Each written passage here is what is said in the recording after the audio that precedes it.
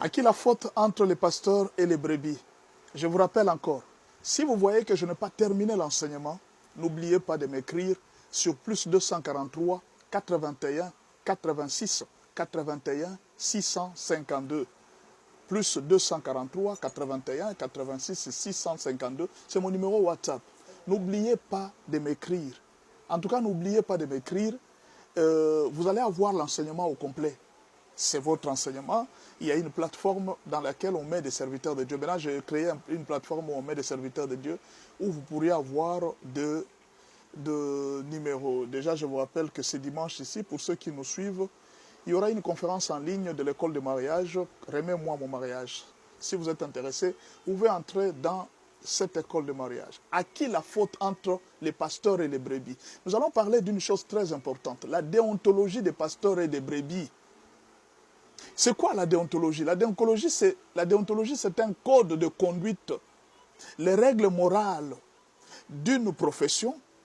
La déontologie, c'est l'ensemble des règles morales d'une profession. C'est ça la déontologie. On parle pendant ce temps-là de la déontologie professionnelle. On peut parler aujourd'hui de la déontologie pastorale, mais pas seulement la déontologie pastorale. On peut parler aussi de la déontologie chrétienne. Beaucoup de chrétiens exigent toujours la déontologie ou l'éthique chez les pasteurs, mais ils oublient, oubliant que tout chrétien est sacrificateur, donc serviteur ou servante de Dieu dans les temples. Le fait d'être chrétien, il ne faut pas voir seulement que nous, c'est les pasteurs qui est sa sacrificateur. Jésus-Christ a fait de nous tous un royaume et des sacrificateurs. C'est-à-dire tout chrétien est sacrificateur. Autrement dit, la déontologie concerne aussi tous ceux qui servent Dieu dans les temples. Ils ont la déontologie. Dans cette profession de sacrificateur, tout chrétien doit aussi respecter la déontologie des métiers de sacrificateur. Et alors nous allons vous parler de la déontologie et des règles des serviteurs de Dieu et des chrétiens, des brebis qui sont dans l'église. Première règle, un pasteur ne doit jamais servir Dieu avec l'intention de demander l'argent aux brebis pour le service rendu, comme le font les médecins ou les avocats. Nous ne sommes pas des avocats, nous ne sommes pas des médecins. Les brebis ne sont pas nos clients. Ils ne sont pas des clients des pasteurs. C'est interdit dans la déontologie chrétienne. Ça, c'est la déontologie chrétienne. La Bible dit dans 1 Pierre 5, verset 2, n'oubliez pas, si l'enseignement, je ne termine pas, vous m'écrivez, pasteur, j'ai besoin de cet enseignement.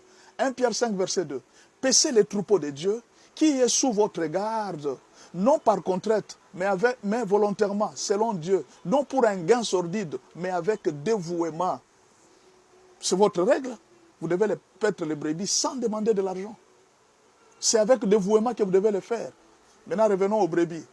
Toutes les brebis doivent partager leurs biens avec ceux qui les enseignent la parole de Dieu ou qui veillent sur leurs âmes. Par exemple, je vous enseigne la parole de Dieu, vous devez partager vos biens avec moi.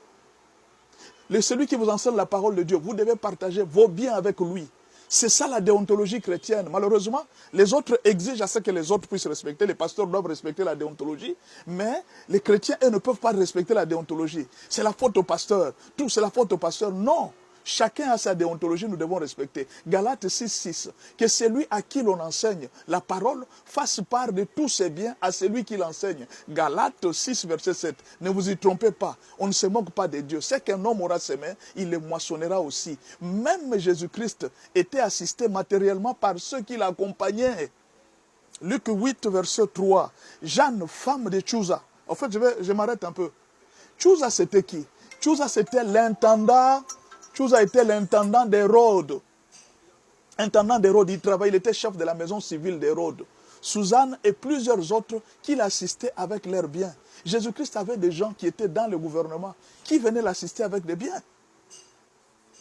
Ne soyez pas là, vous êtes chrétien, vous exigez tout du pasteur, mais vous ne respectez pas votre déontologie.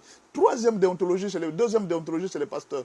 Tout pasteur doit éviter de scandaliser ses brebis par les actes, les paroles ou la conduite. Il doit être modèle du troupeau. 1 Timothée 4, verset 12. Que personne ne méprise ta jeunesse, mais sois un modèle pour les fidèles. En parole, écoutez très bien, en parole, en conduite, en charité, en foi et en pureté. C'est les pasteurs qui doivent être modèles en parole. Oui, c'est bien déterminé. C'est bien déterminé. Tu dois être modèle en parole. 2. En conduite. 3. En charité, en foi et en pureté. 5 choses. Tu dois être modèle. Mais modèle de qui? Du troupeau. Mais on vient avec la deuxième règle de troupeau. Toutes les brebis doivent avoir la déférence envers leur conducteur. C'est quoi la déférence? Il faut bien définir la déférence. La déférence, c'est quoi? Toutes les brebis doivent avoir la déférence envers leur conducteur. Respect qui porte à se conformer à la volonté, au désir, au sentiment de quelqu'un. C'est ça la déférence. Les brebis doivent suivre les sentiments. C'est ce que la Bible dit. Les brebis doivent suivre la volonté, les désirs, les sentiments de leur pasteur. C'est la Bible, c'est pas moi. Hébreux 13, verset 17. Obéissez à vos conducteurs et ayez pour eux de la déférence, car ils veillent sur vos âmes comme devant en rendre compte. Qu'il en soit ainsi, afin qu'ils fassent avec joie et non en gémissant, ce qui ne vous serait pas d'aucun avantage. Maintenant, regardez, entre les brebis et les pasteurs, à qui la faute? À qui la faute? Je n'ai pas terminé. Si je ne termine toujours pas, n'oubliez pas de m'écrire, pasteur, j'ai besoin de cet enseignement sur WhatsApp, plus 243 81 86 81 652. Tout pasteur doit couvrir les fautes de ses brebis et apprendre à garder les secrets de toutes les informations qui peuvent nuire à la vie et à la réputation des brebis. Il faut faire attention si vous êtes pasteur. Vous devez garder les fautes de vos brebis. Vous ne pouvez pas divulguer les secrets des brebis.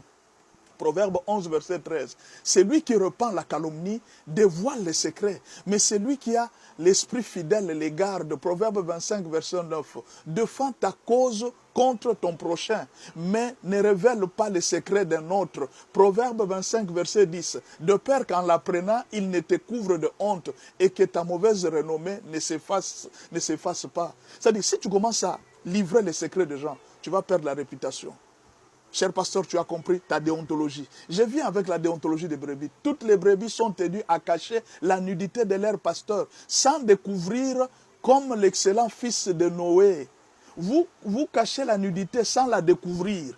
C'est très prophétique. Genèse 9, verset 22. Cham, père de Cana, vit la nudité de son père et il les rapporta dehors à ses deux frères. Genèse 9, verset 23. Alors Sem et Japheth prirent les manteaux, les mirent sur leurs épaules, marchèrent à reculons et couvrirent la nudité de leur père.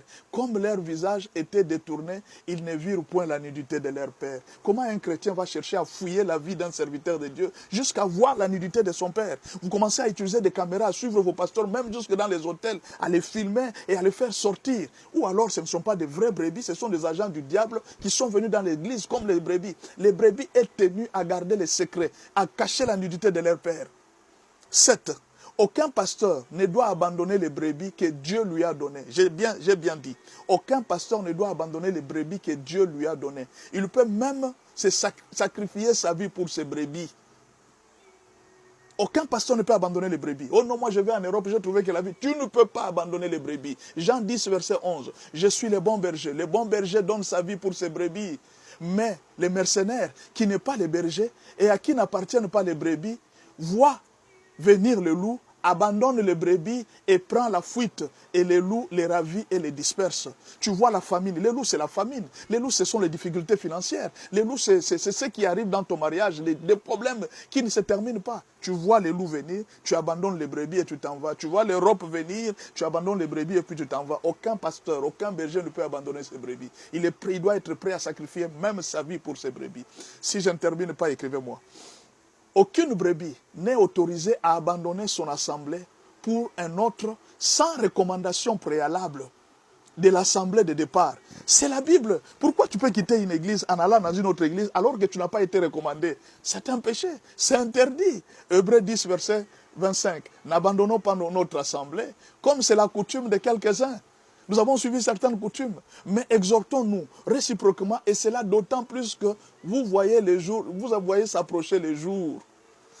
Je commence à terminer, si je ne termine pas, toujours écrivez-moi. Tout pasteur doit prier pour ses brebis et prendre leur fardeau à main, supporter leurs caprices, chercher celles qui sont découragées ou fatiguées et celles qui sont perdues. Il doit éviter de se plaindre. Acte 20, verset 28. Prenez donc garde à vous-même et à tous les troupeaux sur lesquels le Saint-Esprit vous a établi. Le Saint-Esprit vous a établi sur les troupeaux du Seigneur, qu'il s'est acquise par son propre sang, mes frères. Est-ce que je peux m'arrêter là? Écrivez-moi pour suivre la suite. Et vous allez connaître la déontologie pastorale. Brebis comme pasteur, à qui la faute?